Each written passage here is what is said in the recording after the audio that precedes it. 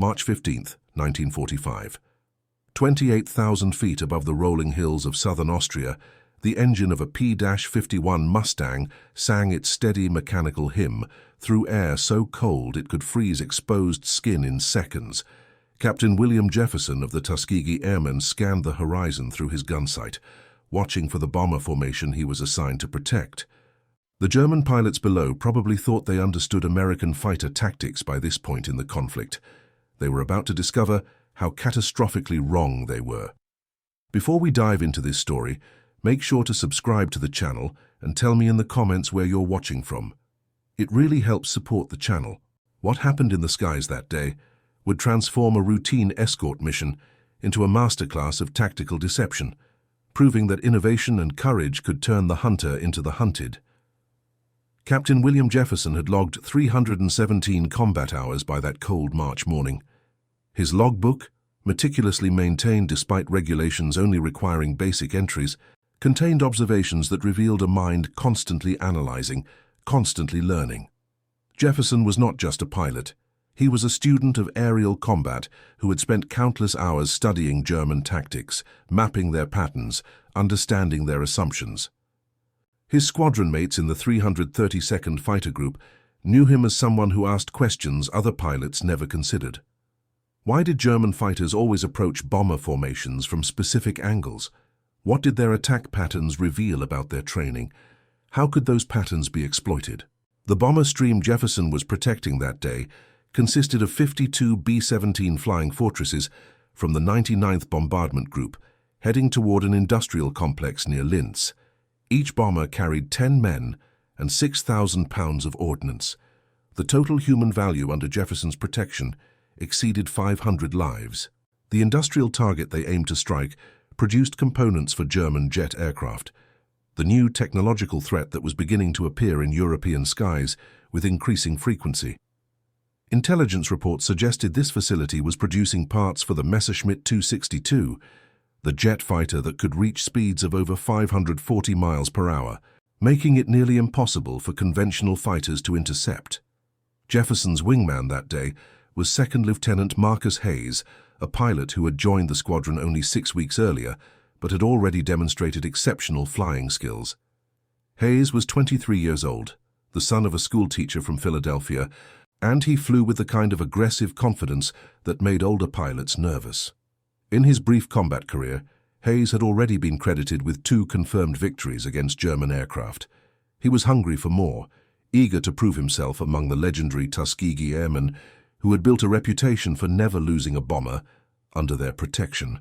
The 4-plane flight also included First Lieutenant Robert Chen, a Chinese-American pilot whose presence in the squadron was itself a story of bureaucratic complexity and determination.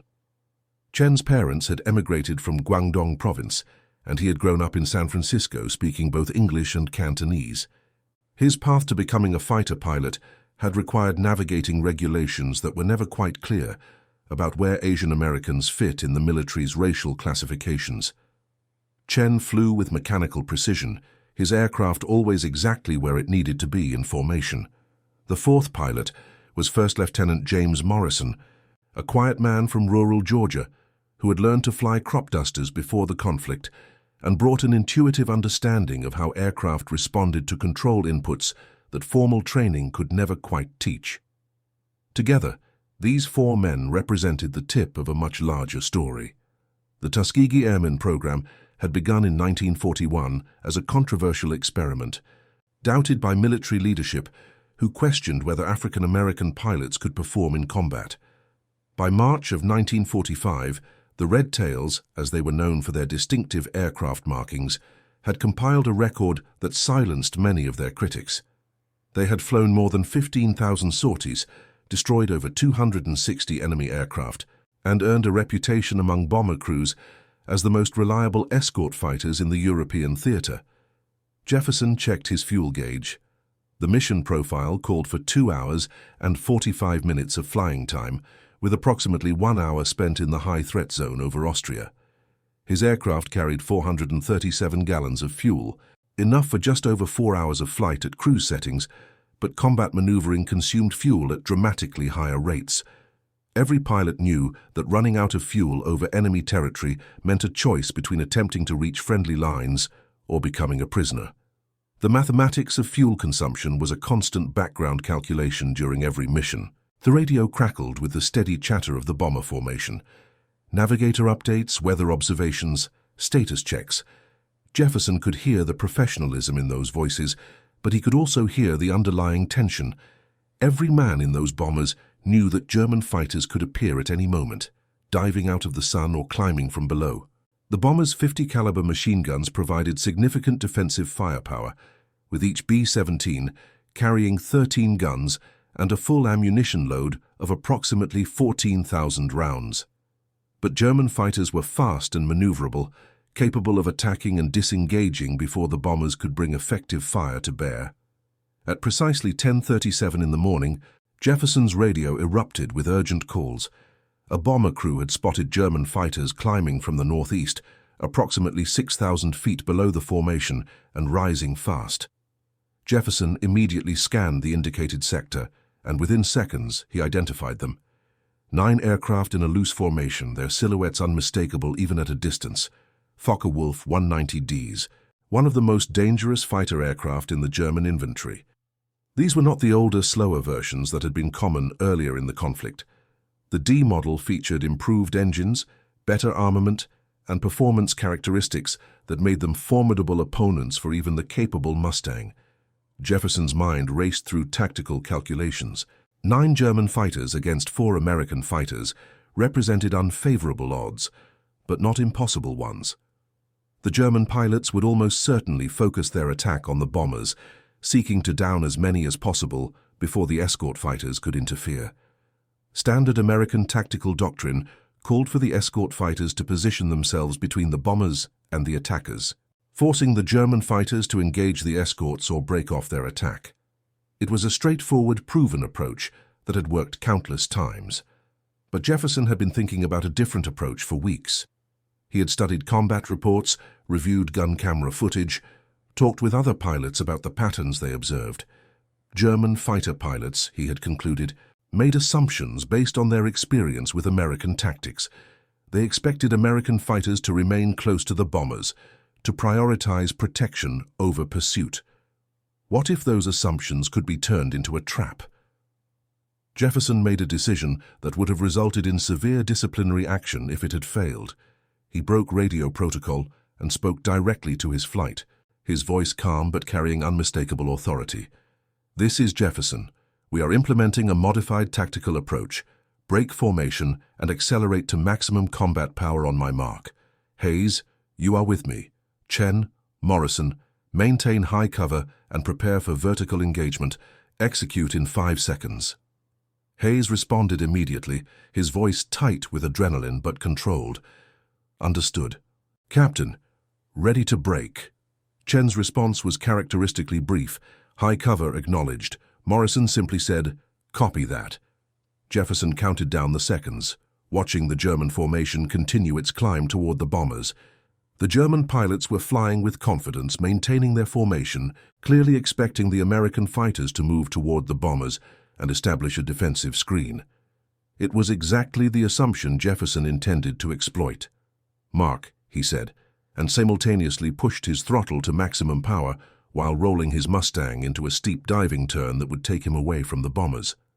The Packard V-1700 engine responded instantly, its supercharger howling as it forced air into the cylinders at extreme pressure. The Mustang accelerated rapidly, diving away from the bomber formation at an angle that would appear to any observer as a retreat or possibly a mechanical emergency. Hayes followed in perfect formation, his aircraft so close that Jefferson could see his wingman's helmet through the canopy. To the German pilots below, this had to look like an opportunity. 2 American fighters breaking away from the formation, possibly experiencing problems, definitely not protecting the bombers anymore. Jefferson watched his airspeed indicator climb past 350 miles per hour, past 400, approaching the Mustang's maximum safe speed in a dive. The aircraft vibrated with the stress, and he could feel the controls growing heavy as aerodynamic forces built up. His altitude unwound rapidly, 26,000 feet, 24,000, 22,000. He was now well below the bomber formation and appeared to be fleeing the engagement area entirely. The German pilots could not possibly resist such a target. 3 of the 9 German fighters broke formation and dove after Jefferson and Hayes. Jefferson could see them in his mirrors, their distinctive profiles growing larger as they committed to the pursuit.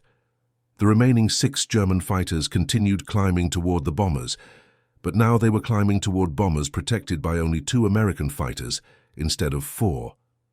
From their perspective, the odds had improved dramatically. From Jefferson's perspective, everything was proceeding exactly as planned. The German fighters chasing Jefferson and Hayes were accelerating in their dive, closing the distance rapidly. At this point, Jefferson estimated they were approximately 3,000 feet above him and closing at a combined speed of over 600 miles per hour. In approximately 20 seconds, they would be in firing range. That was precisely the amount of time Jefferson needed. He maintained his dive, maintaining the appearance of a desperate escape attempt while monitoring the pursuing aircraft with cold calculation. Chen and Morrison, watching from their high position above the bomber formation, saw the German fighters split their formation. They understood immediately what Jefferson was doing, even though it had never been briefed or discussed. The 2 remaining escort fighters were vastly outnumbered, but they had altitude and position advantages. Morrison keyed his radio and said, 3 bandits pursuing Jefferson and Hayes. 6 continuing toward the formation, engaging the 6 now. Chen and Morrison rolled into attack positions, diving toward the 6 German fighters who were still climbing toward the bombers.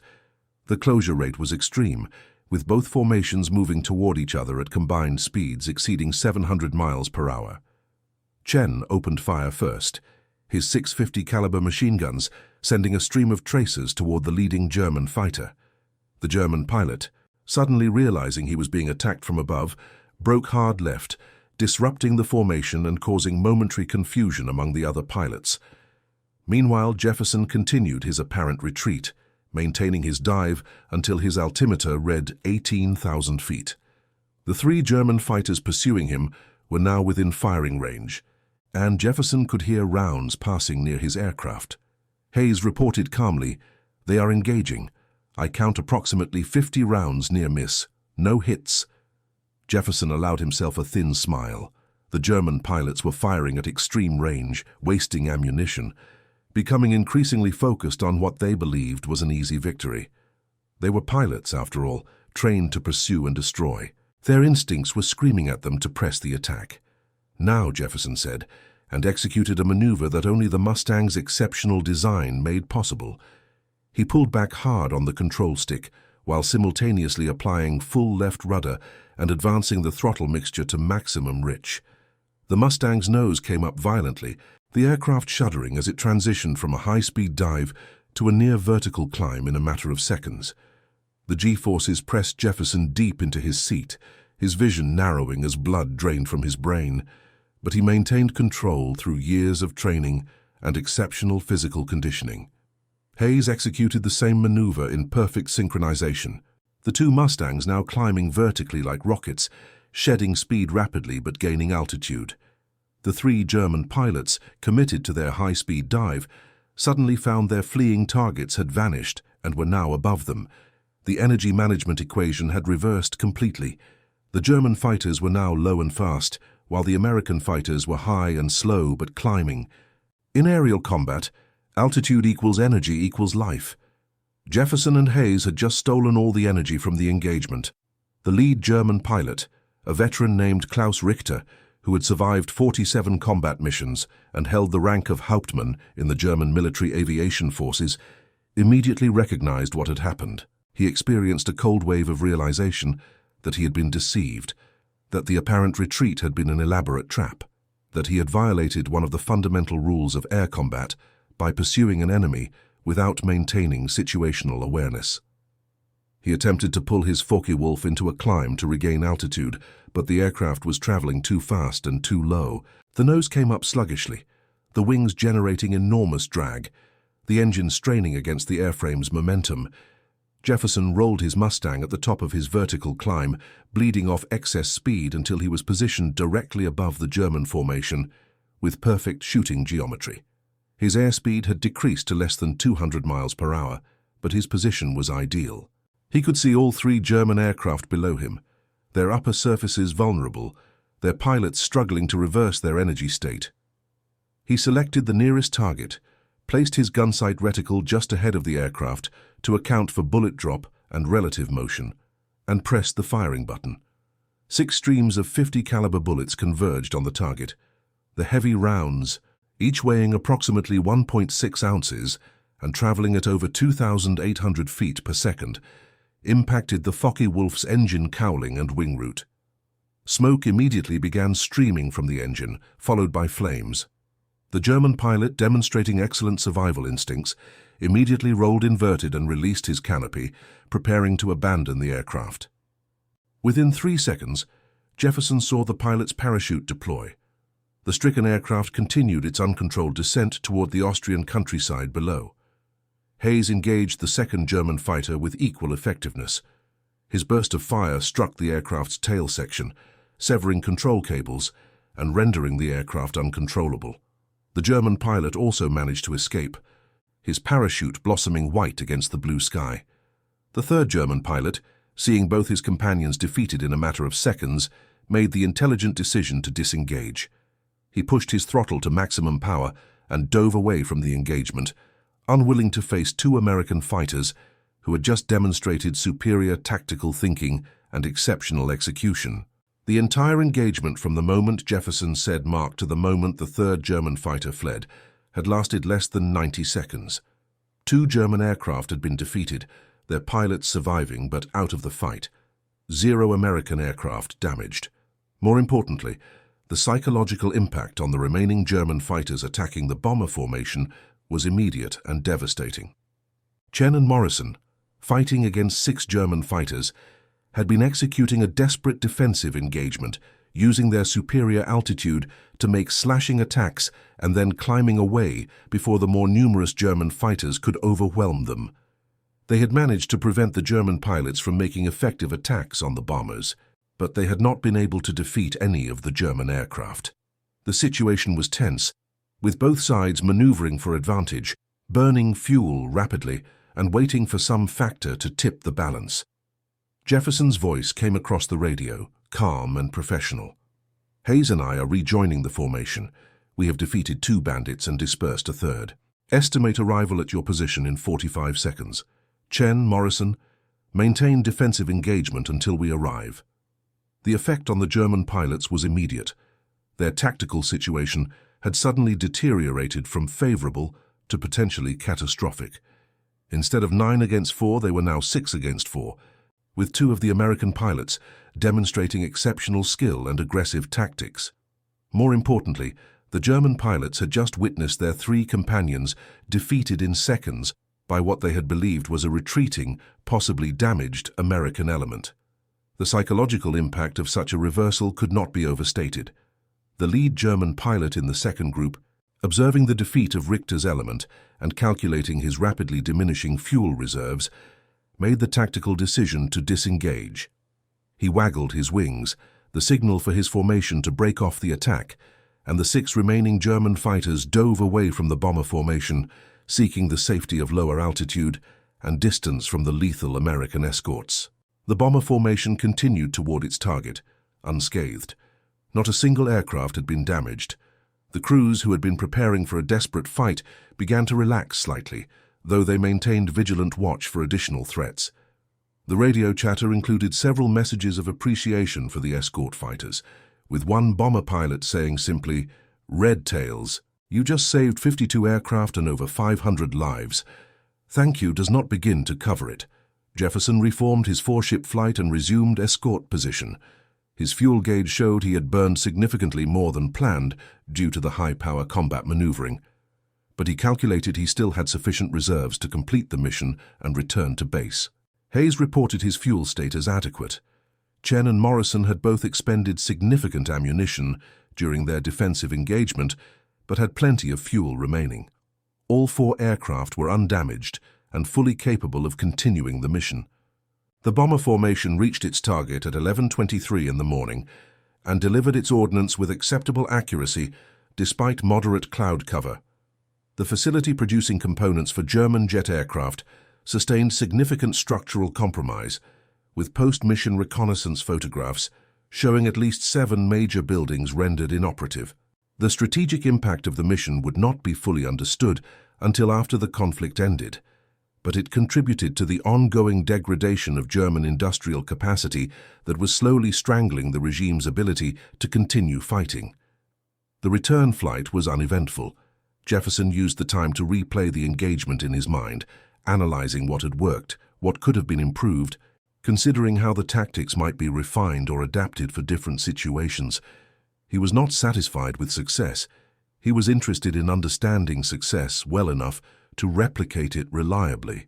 This was the mindset that made him exceptional, the constant drive to learn and improve that separated adequate pilots from truly great ones.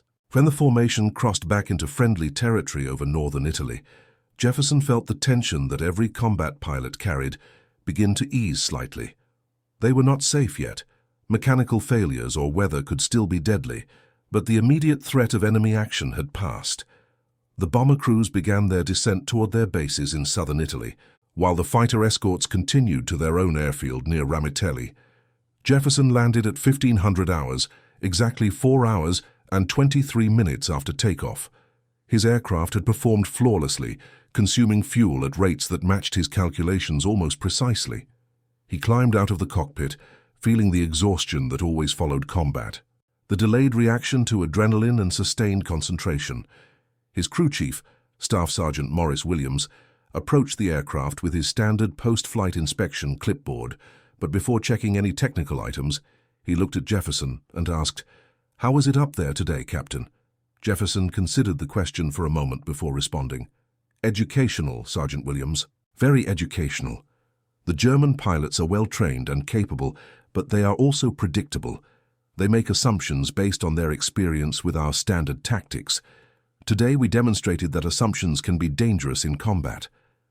Williams nodded slowly, not entirely understanding the tactical nuances, but recognizing that his pilot had just accomplished something significant. "Your aircraft performed well, sir? No mechanical discrepancies?" Jefferson shook his head. "None. She flew perfectly. Check the gun bay harmonization before the next mission. I think we might be slightly off on guns 3 and 4. The impact pattern was spreading more than I prefer at 400 yards. Williams made a note on his clipboard. "We will have that adjusted before tomorrow morning, sir. Anything else?" Jefferson paused, then said something that surprised the crew chief. "Sergeant Williams, I want you to understand something. Today we protected 52 bombers and over 500 men. We defeated 2 enemy aircraft and dispersed 7 more. But none of that would have been possible without you and the other crew chiefs keeping these aircraft in perfect condition. Every bolt you tighten, every system you check, every hour you spend maintaining these machines, it all contributes directly to keeping us alive and completing our missions. You are as much a part of today's success as any pilot." Williams, a 40-year-old man from Detroit who had worked as an aircraft mechanic before the conflict and had maintained hundreds of aircraft during his military service, felt unexpected emotion at the recognition. Most pilots treated crew chiefs as support personnel, necessary but not particularly noteworthy. Jefferson's acknowledgement of their essential contribution was unusual and deeply appreciated. "Thank you, sir. We will keep them flying for you. You can count on that." The post-mission debriefing began at 1600 hours. Jefferson and his 3 fellow pilots sat in a cramped briefing room with intelligence officers who wanted detailed accounts of every aspect of the mission. What were the exact coordinates where the enemy aircraft were first spotted? What was their formation? What markings were visible on their aircraft? What tactics did they employ? How much ammunition was expended? What was the observed effect of defensive fire? Jefferson provided precise answers to every question, but when asked to explain his decision to dive away from the bomber formation, appearing to retreat, he faced skeptical questions from the intelligence officer, a captain named David Brenner, who had never flown combat missions but was responsible for analyzing tactical trends. "Captain Jefferson," Brenner said, reviewing his notes, "you deliberately moved away from the bombers you were assigned to protect, taking your wingman with you, leaving only 2 fighters to defend 52 bombers against 9 enemy aircraft. That decision violated standard escort doctrine. Can you explain your reasoning? Jefferson leaned back in his chair and considered how to explain tactical intuition to someone who understood military doctrine but not the fluid reality of air combat. Captain Brenner, standard doctrine is designed to provide reliable, predictable outcomes in typical situations. But standard doctrine also becomes predictable to the enemy. German pilots have been fighting against American standard doctrine for years. They know how we respond, how we position ourselves, what our priorities are. They use that knowledge to develop their own tactics that exploit our predictability. Brenner frowned. So you decided to abandon doctrine based on a theory about German tactical thinking. Not a theory, Jefferson corrected. An analysis based on observed patterns. I have reviewed gun camera footage from over 60 engagements between American escort fighters and German interceptors. In approximately 87% of those engagements, German pilots attempted to split our formations by presenting multiple threats simultaneously, forcing us to divide our defensive attention. They rely on us being predictable, staying close to the bombers, fighting defensively. Today, I gave them exactly what they expected to see: a target appearing to retreat, possibly damaged, definitely vulnerable. 3 of their pilots could not resist that target.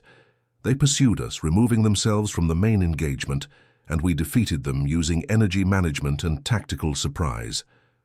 But what if your calculation had been wrong? Brenner pressed. What if all 9 German fighters had ignored your apparent retreat and focused their entire attack on the bombers? You would have left the formation dangerously undermanned. Jefferson nodded. That was a calculated risk, but I assessed it as low probability for 2 reasons. First, German fighter pilots are trained to be aggressive pursuers. Their doctrine emphasizes attacking decisively and exploiting apparent weaknesses. A retreating target triggers their training and their instincts. Second, even if they had all ignored us, Chen and Morrison had excellent position and could have disrupted their attack long enough for Hayes and me to return. The geometry of the engagement allowed for that contingency. The intelligence officer made notes, clearly uncertain whether to commend Jefferson for tactical innovation or reprimand him for deviation from doctrine. Eventually he said, "Your results today were exceptional, Captain. 2 enemy aircraft defeated, 0 friendly losses, mission completed successfully. However, I am required to note in my report that non-standard tactics were employed. That notation will be reviewed by higher command." Jefferson simply nodded. "I understand, Captain Brenner. I would expect nothing less. If my superiors determine that my tactical decisions were inappropriate, I will accept whatever consequences they deem appropriate. However, I would ask that they consider the results alongside the methods." The debriefing continued for another hour, covering every technical detail of the mission. When it finally ended, Jefferson walked out of the briefing room to find Colonel Marcus Welch, the commanding officer of the 332nd Fighter Group, waiting in the hallway. Welch was a complicated figure, a white officer commanding a unit of African-American pilots, trying to balance military effectiveness with the political and social complexities that surrounded the Tuskegee Airman program. "Captain Jefferson," Welch said, his expression unreadable. "Walk with me." They walked in silence for a minute, leaving the operations building and heading toward the flight line, where ground crews were still working on aircraft in the fading afternoon light. Finally, Welch spoke. "I have been receiving radio transmissions and preliminary reports about your mission today. It appears you decided to freelance with tactical doctrine." Jefferson kept his expression neutral. "I made tactical decisions in combat based on my assessment of the situation, sir. Those decisions resulted in mission success with 0 friendly losses." Welch stopped walking and turned to face Jefferson directly. "Captain, I am going to tell you something that stays between us. What you did today was either brilliant or reckless, and honestly I am still trying to figure out which. You violated standard doctrine. You took risks that could have resulted in disaster, but you also defeated 2 enemy aircraft, dispersed 7 more, and protected every single bomber under your escort. The bomber crews are calling you a miracle worker." Jefferson waited, sensing that Welch had more to say. The colonel continued, "Here is my problem, Captain. If I commend your actions, I am essentially endorsing tactical freelancing and abandonment of doctrine. If I reprimand you, I am punishing success and discouraging the kind of innovative thinking that wins engagements. So I am going to do something unusual. I am going to neither commend nor reprimand you officially, but I am going to ask you to do something. What would that be, sir? Write a detailed tactical analysis of what you did today and why you believe it worked. Include your observations about German tactical patterns, your reasoning for the decisions you made, and your assessment of the risks and benefits. Make it thorough enough that other pilots can learn from your experience. I'm going to circulate that analysis to other squadron commanders and let them make their own judgments about whether your tactics should be adopted, modified, or rejected. Jefferson considered the request. That is a fair approach, sir. I will have the analysis completed within 48 hours. Welch nodded. One more thing, Captain. Between you and me, not as your commanding officer, but as one pilot to another, what you did today was impressive. You outthought the enemy, you executed flawlessly, and you brought everyone home. That is the definition of successful leadership in combat. However, understanding the difference between calculated risk and reckless gambling, that line is thin and depends on outcomes we cannot always predict. Just be careful about assuming you can predict the unpredictable. Jefferson appreciated the candor. I understand, sir. I never assume anything in combat. I calculate probabilities. I prepare for contingencies, but I never assume. Today, I was fortunate that my calculations were accurate. Tomorrow might be different. They parted with mutual respect, each understanding the other's position. Welch walked back toward the operations center, while Jefferson continued to the flight line. He found his aircraft, already cleaned and refueled by Sergeant Williams and his crew, sitting ready for the next mission.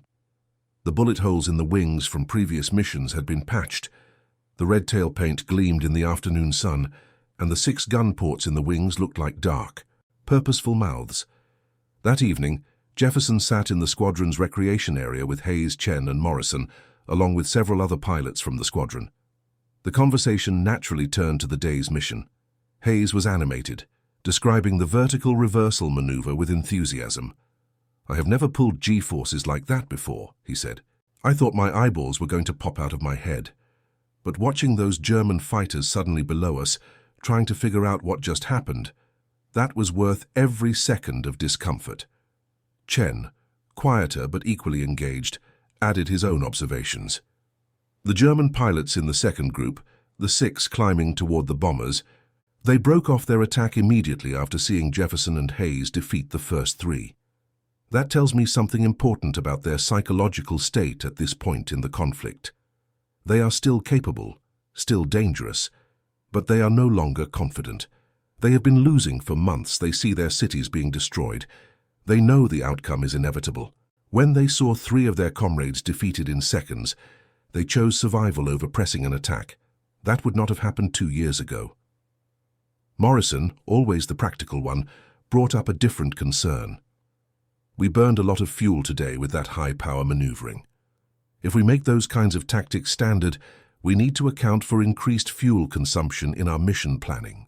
Otherwise, we risk running out of gas over enemy territory. Jefferson nodded. You are absolutely right, Morrison. Every tactical advantage comes with costs. Higher fuel consumption, increased aircraft stress, greater physical demands on pilots. We need to understand those costs and factor them into our decision-making. What we did today worked because the circumstances were right for it. Different circumstances might require different approaches. A pilot from another squadron, First Lieutenant Thomas Bradley, had been listening to the conversation with interest. Captain Jefferson, he asked, how did you know the German pilots would pursue you when you dove away? What if they had just ignored you and focused on the bombers? Jefferson took a moment to formulate his answer. Lieutenant Bradley, I did not know with certainty. I calculated probability based on observed patterns. German fighter pilots are trained to be aggressive. Their doctrine emphasizes decisive action and exploitation of opportunities. When they see what appears to be a retreating or damaged enemy fighter, their training tells them to pursue and destroy. Additionally, I considered their perspective. From their viewpoint, they saw an opportunity to remove 2 American fighters from the engagement with minimal risk. improving their odds against the remaining escorts. The decision to pursue us was tactically logical from their position. I simply ensured that their logical decision led them into a disadvantageous situation. Bradley considered this. So you are saying that understanding enemy doctrine and psychology is as important as understanding flight mechanics and gunnery? Jefferson smiled slightly. Lieutenant, I am saying that understanding enemy doctrine and psychology might be more important than superior equipment or numbers. The Mustang is an exceptional aircraft. We have excellent training. But the German pilots we face also have excellent training and capable aircraft. The margin between victory and defeat often comes down to who makes better decisions in the chaos of combat. Better decisions require better understanding of the entire tactical environment, including the human factors. The conversation continued late into the evening, with pilots debating tactics, sharing experiences, and learning from each other. This informal exchange of knowledge was one of the most valuable aspects of squadron life, creating a collective wisdom that exceeded what any individual could develop alone. Jefferson participated actively, but also observed carefully, noting which pilots asked thoughtful questions, which ones were still struggling with basic concepts, who might benefit from additional mentoring. Jefferson finally retired to his quarters at 2200 hours. His room was spartanly furnished, containing a narrow bed, a small desk, a footlocker for his belongings, and little else. The walls were bare, except for a single photograph of his family, taken before he had left for training 3 years earlier. His younger sister and his mother, standing in front of their home in Chicago, smiling for the camera but unable to completely hide their worry. He looked at that photograph every night before sleeping, reminding himself why he was fighting, why the risks mattered. Before going to sleep, Jefferson opened his logbook and made his daily entry. Mission 27, escort for bomber formation to Linz area industrial target. Engagement with 9 enemy fighters. 2 enemy aircraft defeated, 7 dispersed. 0 friendly losses. Employed non-standard tactical approach based on analysis of enemy patterns. Results exceeded expectations. Must document methodology for review by command. Fuel consumption 17% higher than standard mission profile. Note for future planning. He closed the logbook and lay down on the narrow bed. Sleep came quickly, the exhaustion of combat and the satisfaction of success combining to shut down his conscious mind. But his subconscious continued working, processing the day's experiences, integrating new information into his expanding understanding of aerial combat. This nightly processing was part of what made Jefferson exceptional. The ability to learn continuously, to refine his mental models, to never be satisfied with his current level of understanding. The following morning, Jefferson began writing the tactical analysis Colonel Welch had requested. He worked methodically, organizing his thoughts into clear sections covering enemy tactical patterns, American doctrinal limitations, alternative approaches, execution requirements, and risk assessment. The document grew to 14 pages of single-spaced typewritten text, far more detailed than most pilots would have produced, but Jefferson believed that thorough analysis required thorough documentation. One section of his analysis particularly captured the essence of his tactical thinking. He wrote, "German fighter pilots are operating under increasingly desperate strategic circumstances. Their training remains excellent, their courage unquestionable, but they are being ground down by numerical and material superiority they cannot overcome through skill alone. This creates psychological pressure that influences tactical decisions. When presented with what appears to be an opportunity for quick success, particularly an apparently vulnerable target, they are more likely to pursue that opportunity aggressively. This predictability can be exploited through tactical deception. By deliberately presenting an apparent vulnerability, we can manipulate enemy decision-making, drawing them into disadvantageous positions where our own advantages in training, aircraft performance, and tactical position can be decisively employed." He continued, "Such tactics carry inherent risks. If the enemy does not respond as anticipated, or if our own execution is flawed, the results can be catastrophic. Therefore, tactical deception should only be employed when multiple conditions are met. First, we must have accurate intelligence about enemy tactical patterns and psychological state. Second, we must have contingency plans for scenarios where the enemy responds differently than anticipated. Third, we must have the aircraft performance and pilot skill necessary to execute the planned maneuver under combat conditions. Fourth, we must carefully calculate fuel consumption and ammunition requirements to ensure we retain sufficient resources to complete the mission regardless of outcome. Jefferson submitted the analysis to Colonel Welch on the afternoon of the second day after the mission. Welch read it immediately. Impressed by both the depth of analysis and the practical recommendations, he forwarded copies to the other fighter group commanders in the theater, along with a cover note indicating that the tactics described had been successfully employed in combat and should be evaluated for potential broader application. The analysis sparked significant debate among fighter group commanders. Some saw it as brilliant innovation that should be immediately adopted. Others viewed it as dangerous freelancing that could lead to disaster if attempted by less skilled pilots. A few recognized it as confirmation of what they had been thinking themselves but had not yet articulated clearly. The debate itself was valuable, forcing commanders and pilots to think more deeply about tactical doctrine and whether standard approaches needed to be updated based on evolving combat conditions. 3 days after Jefferson's mission, another escort flight from a different fighter group attempted to employ similar tactics against German interceptors near Munich. The results were mixed. The American pilots successfully drew several German fighters out of position, but their execution of the vertical reversal maneuver was imperfect, and they ended up in a sustained dogfight that cost them 1 aircraft before they managed to disengage. The incident reinforced the point Jefferson had made in his analysis about execution requirements and pilot skill levels. The debate about Jefferson's tactics continued throughout April of 1945, but events were rapidly overtaking all tactical considerations. The conflict in Europe was entering its final phase. German resistance was collapsing across multiple fronts. The industrial capacity that had sustained their military forces was being systematically destroyed by strategic targeting. Fuel shortages were grounding aircraft and immobilizing ground forces. The political leadership was fragmenting as the inevitability of defeat became undeniable. On May 7, 1945, the German military forces in Europe formally surrendered, ending the conflict on that continent.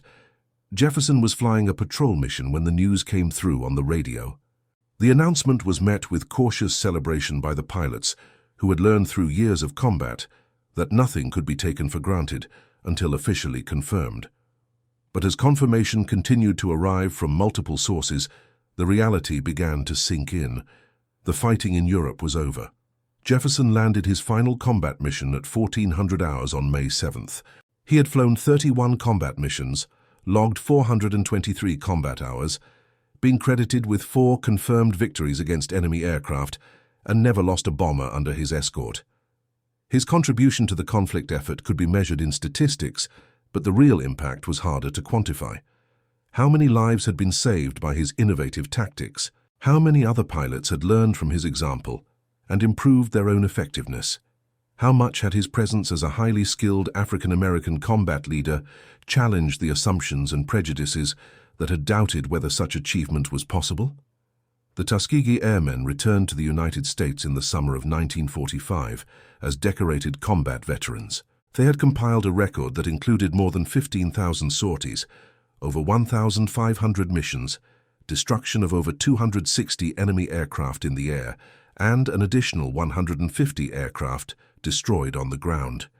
They had sunk 1 enemy destroyer by strafing and damaged numerous other vessels. They had earned over 150 distinguished flying crosses, among hundreds of other commendations.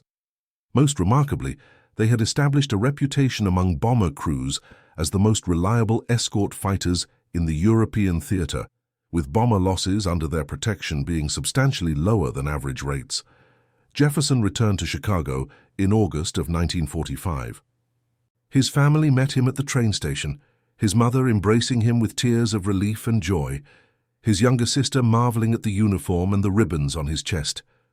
They returned to the same small house where the photograph on his wall had been taken, but everything felt different now. He was different. The world was different.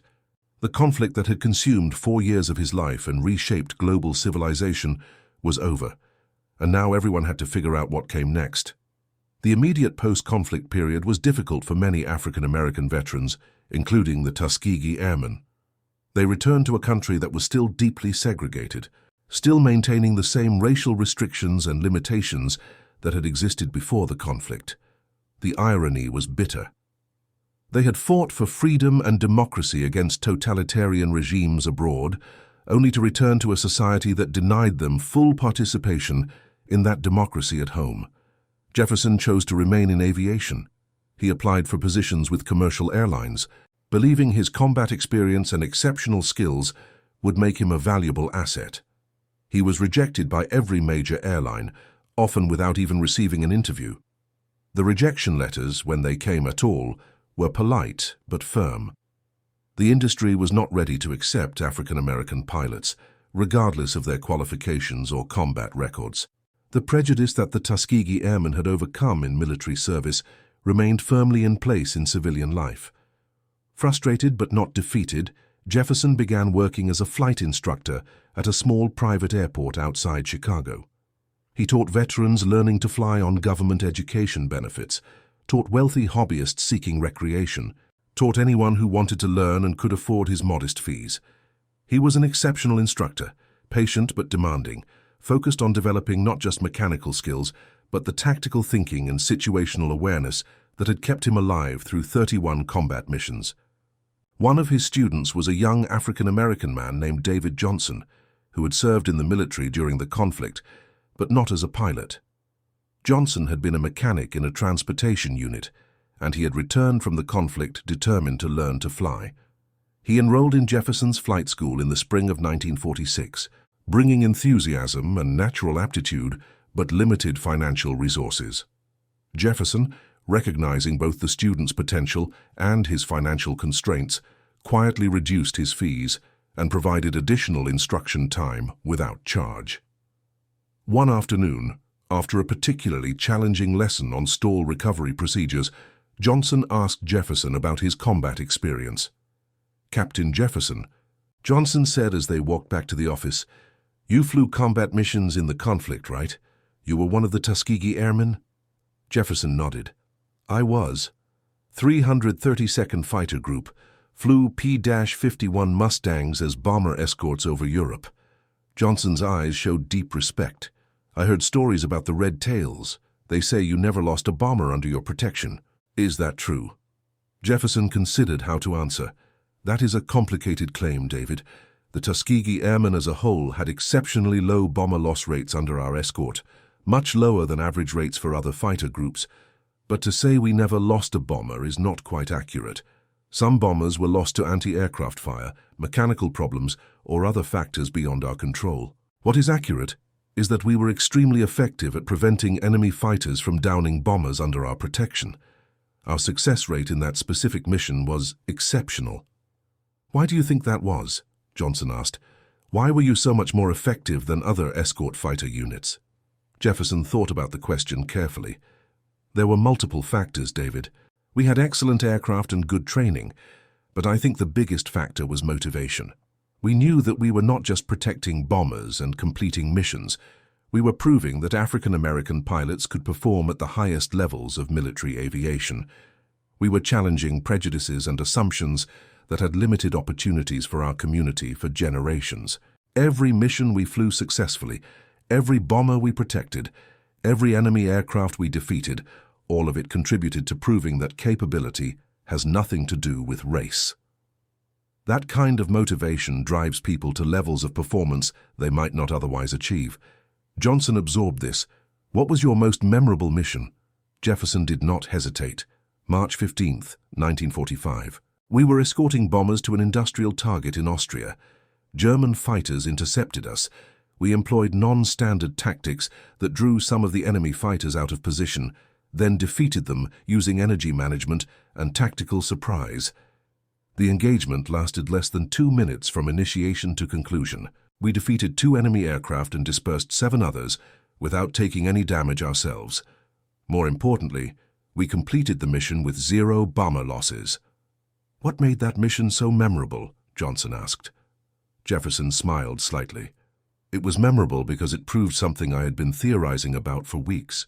I believed that enemy pilots made assumptions based on standard American tactical doctrine, and that those assumptions could be exploited through tactical deception. That mission confirmed the theory. It demonstrated that innovation and careful analysis could overcome numerical or positional disadvantages. It showed that warfare is as much about thinking as it is about fighting. Johnson looked thoughtful. So you outthought them. You won the engagement before it even started just by understanding how they would respond and planning for it. Jefferson nodded. Exactly. That is what I try to teach you when we practice emergency procedures or unusual attitude recovery. Flying is not just about mechanical skills, though those are essential. Flying is about understanding the entire system you are operating within, anticipating problems before they develop, maintaining awareness of your surroundings, making good decisions under pressure. Those same principles apply whether you are in combat or flying for recreation or working as a commercial pilot. Johnson continued his training with renewed focus, eventually earning his pilot certificate and then his commercial rating. He went on to become a flight instructor himself, teaching at the same airport where Jefferson had instructed him, passing on the lessons and principles he had learned. This transmission of knowledge from one generation to the next was one of the lasting impacts of the Tuskegee Airmen. They had not only proven their own capabilities, but had also opened doors and created opportunities for those who came after them. Jefferson continued to fly and instruct throughout the late 1940s and into the 1950s. He watched as the aviation industry slowly, reluctantly, began to integrate. He saw the first African-American pilots hired by major airlines, though it would be decades before such hiring became routine rather than exceptional. He witnessed the broader civil rights movement gaining momentum, challenging segregation and discrimination across American society. He participated in that movement, not through protests or political activism, but through his quiet, persistent demonstration of excellence in everything he did. In 1954, Jefferson received an unexpected letter. It was from Klaus Richter, the German pilot who had led the three-fighter element that Jefferson had defeated on March 15, 1945. Richter had survived the conflict, returned to Germany, worked through the difficult post-conflict years and eventually rebuilt his life. He had tracked down Jefferson's address through military records and aviation networks, driven by a desire to contact the pilot who had defeated him that day. Richter's letter was remarkable in its candor. He wrote, in somewhat formal but clear English, "Captain Jefferson, I hope this letter finds you well. I am writing to you as one pilot to another to acknowledge what occurred on March 15, 1945, over Austria. I was the leader of the element that pursued you when you appeared to retreat from the bomber formation you were protecting. I realized too late that your retreat was a tactical deception, and by the time I understood this, you had already reversed the engagement geometry and placed yourself in a dominant position. Your execution was flawless. My aircraft was defeated, and I survived only because I managed to exit the aircraft before it struck the ground." The letter continued, "I have spent many years thinking about that engagement. I was an experienced pilot with 47 combat missions. I had defeated Allied aircraft before. I believed I understood American tactical doctrine. But you did something I had never encountered, something I was not prepared for. You deliberately presented false information about your intentions and capabilities, and I accepted that information without questioning it. The fault was entirely mine. You demonstrated superior tactical thinking, and you earned your victory completely," Richter concluded. "I am writing to you not to ask for forgiveness or sympathy, but simply to acknowledge excellence when I encounter it. You were an exceptional combat pilot. Your tactics that day were innovative and perfectly executed. I learned more from being defeated by you than I learned from many victories. I hope you have found peace and prosperity in the years since the conflict ended. If you ever find yourself in Germany, I would be honored to meet you and perhaps share stories of our very different experiences during those difficult years. With respect, Klaus Richter." Jefferson was moved by the letter. He had rarely thought about the individual German pilots he had engaged in combat. They had been enemy aircraft, targets, tactical problems to be solved. The idea that one of them had survived, rebuilt his life and felt compelled to reach out across language barriers and the bitter history of the conflict, was both unexpected and touching. Jefferson composed a careful response. He wrote, "Herr Richter, thank you for your letter. I appreciate your candor and your willingness to reach across the divide between former enemies. The engagement you reference was indeed memorable for me as well, though for different reasons. I had been developing the tactical approach for some time, based on analysis of patterns I had observed in many combat encounters. March 15th was the first opportunity I had to test whether my analysis was accurate. The fact that it worked validated months of study and thought." Jefferson continued, "I want you to understand that my victory that day was not purely individual achievement. I was flying an exceptional aircraft, the P-51 Mustang, which had performance capabilities that allowed for maneuvers that would have been impossible in lesser machines. I had received excellent training from instructors who prepared me thoroughly for combat. I had a wingman, Second Lieutenant Marcus Hayes, who executed his part of the maneuver with perfect precision.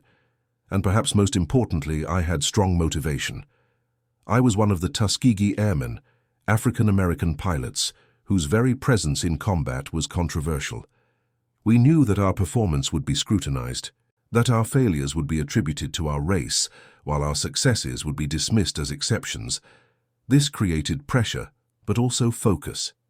He concluded, "I bear you no ill will, Herr Richter.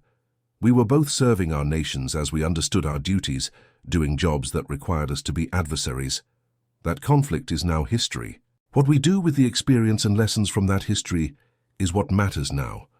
I wish you success in your continued life, and I respect your service as a fellow pilot, even though we once fought on opposite sides. If circumstances ever bring me to Germany, I would indeed be interested in meeting you. Respectfully, William Jefferson." The correspondence between Jefferson and Richter continued sporadically over the following years. They exchanged perspectives on aviation technology, discussed the evolution of tactical thinking, shared observations about the post-conflict world. They never met in person, geography and finances making such a meeting impractical. But the written exchange provided both men with a unique perspective on the conflict they had participated in from such different positions. In 1972, the United States Air Force began a project to more formally recognize the contributions of the Tuskegee Airmen. Jefferson was invited to participate in a documentary film about the unit's history and achievements. During the filming, he was interviewed about his combat experiences and asked to reflect on the significance of the Tuskegee Airman program. The interviewer asked, "Captain Jefferson, from your perspective now, nearly 30 years after the end of World War II, what do you think was the most significant achievement of the Tuskegee Airmen?" Jefferson thought carefully before responding. "The most significant achievement was not the number of missions we flew or enemy aircraft we defeated, though those accomplishments were substantial. The most significant achievement was proving, beyond any reasonable argument, that African-American pilots could perform at the highest levels of military aviation. We demonstrated that capability is not determined by race. We earned the respect of the bomber crews we protected, many of whom initially questioned whether we could do the job. We forced military leadership and political leadership and American society in general to confront their own prejudices and assumptions. We opened doors for future generations. That is the achievement that matters most." The interviewer followed up. "Do you think the Tuskegee Airman experience contributed to the broader civil rights movement that transformed American society in the decades after the conflict?" Jefferson nodded firmly. "Absolutely. The Tuskegee Airmen were part of a larger pattern of African-American military service and achievement during the conflict that made segregation and discrimination increasingly indefensible. How could a nation ask African-American citizens to fight and die for freedom abroad while denying them full freedom at home?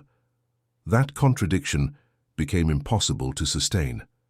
The conflict created momentum for change, and the achievements of units like the Tuskegee Airmen provided concrete evidence that supported demands for equality and full participation in American society.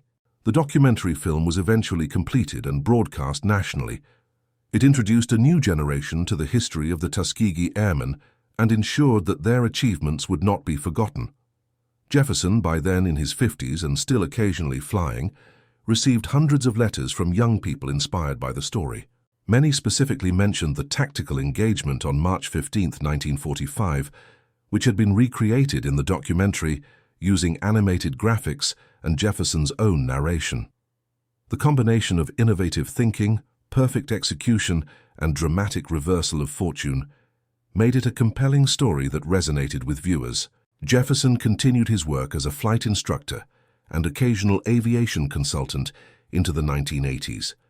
He trained hundreds of pilots over the decades, passing on not just technical skills, but also the broader lessons about discipline, innovation, and excellence that had guided his own career. His former students went on to careers as commercial airline pilots, military aviators, flight instructors, and aviation professionals of all kinds. Many achieved distinction in their fields, and many credited Jefferson's instruction and mentoring as crucial factors in their success. In 1995, on the 50th anniversary of the end of the conflict in Europe, Jefferson was invited to return to Italy to participate in a memorial ceremony at the former site of the Ramitelli airfield, where the 332nd Fighter Group had been based. The airfield itself no longer existed, replaced by agricultural fields, but a monument had been erected to commemorate the Tuskegee Airmen who had served there. Jefferson, now 74 years old, stood at the memorial site with other surviving Tuskegee Airmen and Italian veterans and local residents. He looked out over the landscape where he had once walked to his aircraft before dawn, where he had climbed into the cockpit of his Mustang, where he had taken off on missions that tested every aspect of his skill and courage. The passage of 50 years had transformed the physical space completely, but the memories remained vivid. During the ceremony, Jefferson was asked to speak. He stood at a simple podium, looking out at an audience of several hundred people, and spoke from the heart rather than from prepared notes. He talked about the young men who had served in the unit, many of whom had not survived the conflict. He spoke about the challenge of proving oneself under the burden of prejudice and doubt. He described the satisfaction of completing missions successfully, of protecting those who depended on you, of earning respect through demonstrated excellence. And he spoke about the lessons that transcended the specific historical moment. We learned that excellence has no racial boundary, Jefferson said. We learned that innovation and careful thinking can overcome material disadvantages. We learned that courage comes in many forms, not just physical bravery in combat, but also moral courage to challenge injustice and persist in the face of doubt. We learned that unity and mutual support create strength that isolated individuals cannot achieve. These lessons were true in 1945. They remain true today. They will be true for future generations who face their own challenges and opportunities. He concluded, "What happened here 50 years ago was important, not just because we flew missions and completed objectives. It was important because we demonstrated possibilities. We showed that barriers can be overcome, that assumptions can be challenged, that excellence can emerge from unexpected places. For those of you who are young, who are facing your own barriers and challenges today, remember this. Your capabilities are not defined by others' expectations or prejudices. You define your capabilities through your efforts, your learning, your persistence, your commitment to excellence. That is what we proved here 50 years ago, and that is what each generation must prove again in its own way." The speech was received with sustained appreciation. Many in the audience, particularly younger people, approached Jefferson afterward to thank him and to ask questions. He spent hours talking with them, sharing stories, offering encouragement, connecting the history of the Tuskegee Airmen to contemporary challenges and opportunities. It was, in many ways, a continuation of the teaching mission that had occupied much of his post-conflict life.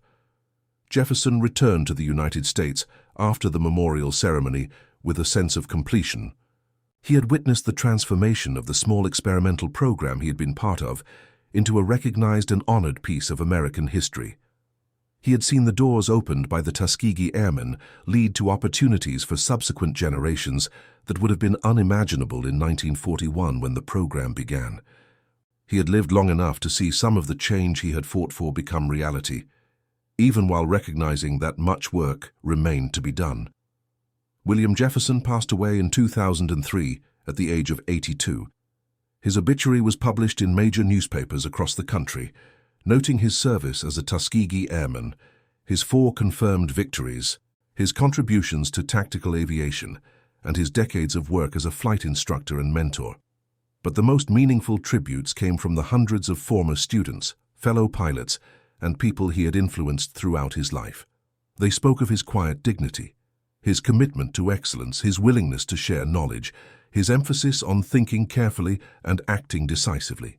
The tactical engagement on March 15, 1945, which had seemed at the time to be just one mission among thousands, became in retrospect a perfect illustration of Jefferson's approach to both aviation and life.